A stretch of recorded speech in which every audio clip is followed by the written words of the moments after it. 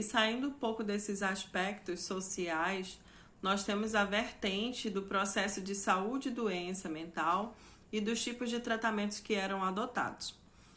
Nós sabemos, e que é muito conhecido, né, que engloba vários ditados populares, que as pessoas que tinham doença mental, elas eram enclausuradas em hospícios e lá elas ficavam para sempre, uma vez que adentravam, né?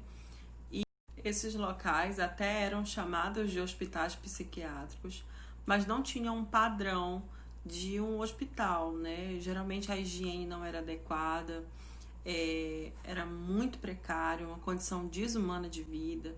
As pessoas que lá estavam sofriam maus tratos, não tinha a menor distinção de identificação, geralmente não eram chamados pelo seu nome, sim por números ou leitos, não se tinha o menor respeito por essas pessoas, né? Elas estavam ali à mercê da própria sorte. E uma coisa que é interessante falar a respeito disso é que os excluídos do mundo, da sociedade, também eram postos ali naqueles locais. Tudo que não prestava na sociedade era colocado nesses locais para que fosse feita assim uma limpeza e somente as pessoas dignas ficariam na sociedade. Então, assim, o descuido era expresso, né? Os pacientes eram contidos em leitos, né, amarrados, predominantemente, assim, ou então viviam dopados pela contenção química por medicamentos. Os leitos as alas de enfermaria eram gradeadas, né? Então, assim, se passava por um corredor que mais se assemelhava a uma prisão do que a um hospital. Você escutava sussurros, né, de sofrimento, de gente gemendo, chorando. E, assim, algumas pessoas que entravam ali simplesmente não seguiam um padrão social. Eram excluídas da sociedade, por exemplo, mulheres adúlteras. Então, para limpar o nome daquela família, ela era tida como louca, cometeu um ato de loucura, foi para aquele lugar, que é o hospício, né?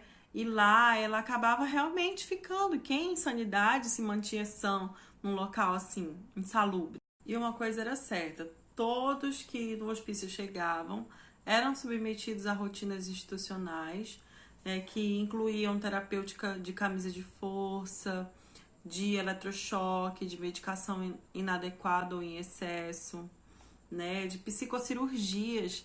A lobotomia ficou muito conhecida, né, que é onde se tirava o lobo cerebral, que era responsável pelo afeto. Então, assim, torturas imensas, gente, imensas. Imagina só você vivendo naquela época, por exemplo, enquanto mulher, que nem falar algo, ter opinião própria, muitas das vezes era aceita, né? E muitas das vezes as pessoas que até confiavam, né, tipo, num esposo, num pai, na mãe, colocavam você naquela condição por não seguir aquele padrão social. Então imagina só que absurdo. No final desse tópico, nós temos um desfecho para um pouco dessa história, que fala assim: a semente dos manicômios havia sido implantada, ainda que vós se levantasse clamando por um tratamento mais digno às pessoas com doenças mentais, né, que eram chamadas de alienadas, e por consequente fizesse uma seleção mais nítidas, que tipo eram, ou selecionar por gravidade, né, para que elas recebessem um tratamento mais digno. A ideia de que os loucos eram perigosos e inúteis permaneceu na sociedade até final do século XVIII. A internação desses se tornou um caso de polícia e a sociedade não se preocupava com as causas, manifestando insensibilidade ao seu caráter psicológico.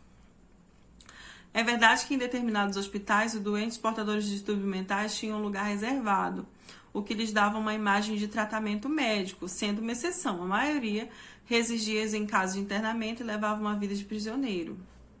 Então, assim, uma coisa assim, sem precedentes, assim. As pessoas faziam o que queriam com essas pessoas, né?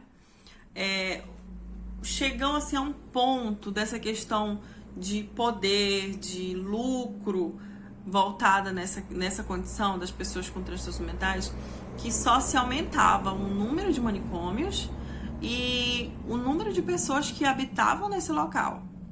Então imagina só quantas vidas foram interrompidas, foram enclausuradas, assim, sem motivo, sem ninguém perguntar muitas das vezes o porquê.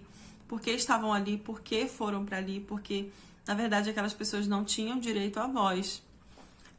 No Brasil, na década de 60, chegava-se a mais de 100 mil leitos psiquiátricos, quando no restante do mundo estava se refazendo o conceito sobre o tratamento da clientela. Então, imagina só. No mundo inteiro, as pessoas já estavam começando a repensar sobre isso, e no Brasil ainda estava em ascensão. Então, todo o processo de melhora de condições para as pessoas com transtornos mentais, para os brasileiros ainda foi um processo bem mais lento.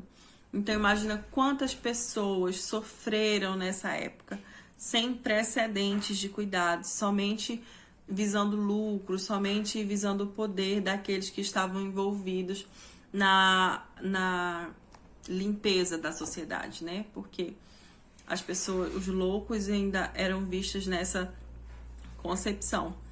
Então, muito difícil foi todas as abordagens que eram que se tentava a respeito dessas condições. Num dos últimos parágrafos fala assim: no Brasil, paralelamente todo este processo, a política com relação ao tratamento dos transtornos mentais permaneceu atrelada ao modelo europeu no século XIX, centrado no isolamento dos psicopatas ou indivíduos suspeitos, toxicomaníacos ou intoxicados habituais em instituições fechadas, mesmo quando tal modelo tornou-se ultrapassado em outros países. Já em 1916, o Código Civil prescrevia a interdição civil e a consequente curatela dos loucos de todos os gêneros.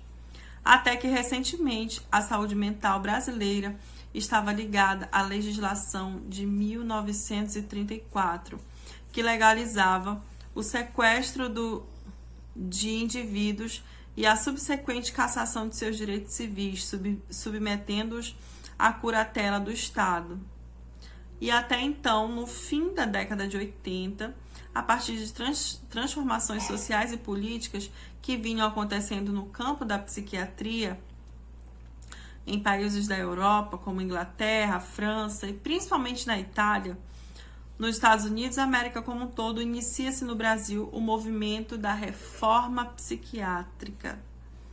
Foi o último país a começar a considerar o que já vinha acontecendo no mundo, né?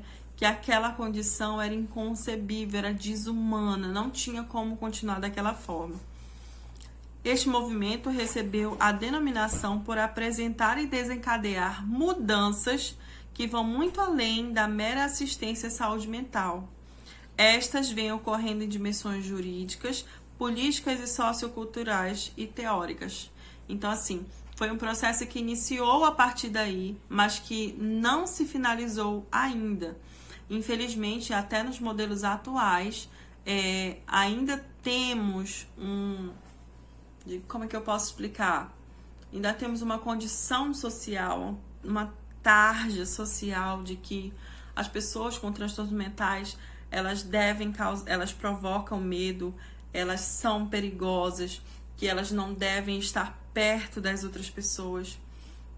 Porque é uma questão realmente cultural, é a cultura do brasileiro achar isso.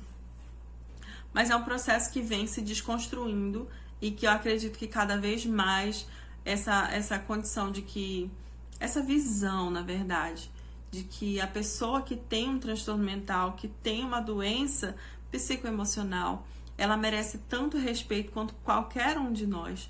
Uma vez até que eu comecei falando lá no começo, quando eu estava me apresentando, que isso é uma condição, inclusive, que todos nós estamos predispostos, então é algo a se repensar.